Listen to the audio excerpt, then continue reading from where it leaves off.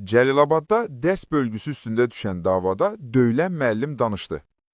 Bir müddət öncə Cəlilabadın Ləkin kənd orta məktəbində əlbəyaxı olan müəllimlər Telman Mirzəyev və Əfsun Məcidov arasında baş vermiş davanın təfərrüatı məlum olub. Verdiyi açıqlamada ibtidai sinif müəllimi Əfsun Məcidov hər şeyin onun məktəbdə olan qanunsuzluqları aidiyyəti qurumlara açıqlayacağını dedikdən sonra başlayıb və ona qarşı təzyiqlər artıb. İşçilər yerində deyil. Heç bir işçi yerində deyil. Ondan sonra dərs vaxtı dərslər satılır, pulla satılır. Kimin ictimai statusu güclüdür, kim kimlə sinif yoldaşı olub əvvəl, kim kimlə qohumdur, kim kimlə münasibəti var. Bu və ya digər şəkildə dərslər bölünür onlara. Sertifikasiya balına baxan yox. Ondan sonra Dərslər neçə satılır təxminən? Təxminən 40-50 manat arası dəyişir.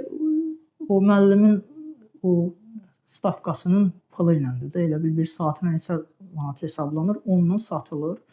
Onun sözlərinə görə hazırda Ləkin kənd orta məktəbində çağırışa qədərki ibtidai hazırlıq müəllimi olan Telman Mirzəyevin də bu işlərdə əli olduğu üçün onunla mövcud konflikt yaşanıb. Bütün bu işlər mənim başıma ona görə gəlib ki, mən aylıq faiz vermirəm. Mənim ailəm böyükdür. 10%dir bizdə. Bizdə müəllimlərin maaşının 10%-i direktora Nəyi əsas gətirib o yığılır? Deyirlər, təhsil sektorunda o pulu istəyirlər bizdən.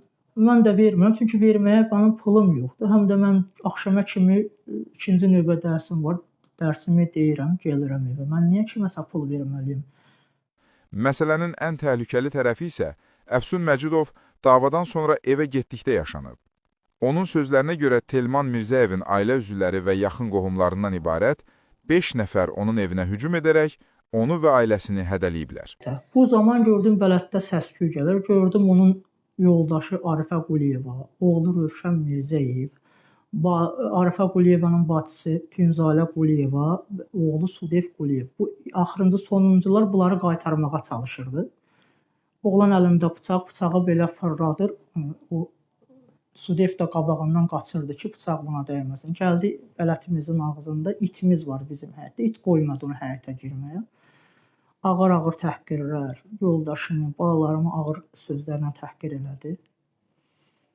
Ondan sonra üzr istəyirəm. Əynindəki şalvarını çəkdi, qoydu dizinə. Ağır-ağır ifadələr mənim qızlarıma, anama, bacıma.